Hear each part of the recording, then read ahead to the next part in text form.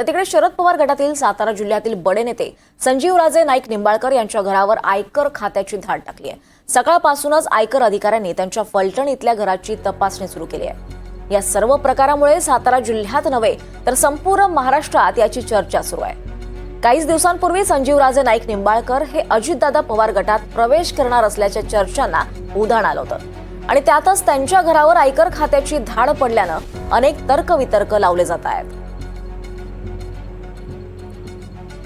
तर संजीवराजे नाईक निंबाळकरांची चौकशी सुरू आहे। त्यांच्या घरावर आयकरचे छापे पडले आहेत। संजीवराजे निंबाळकर हे शरद पवार गटाचे नेते आहेत।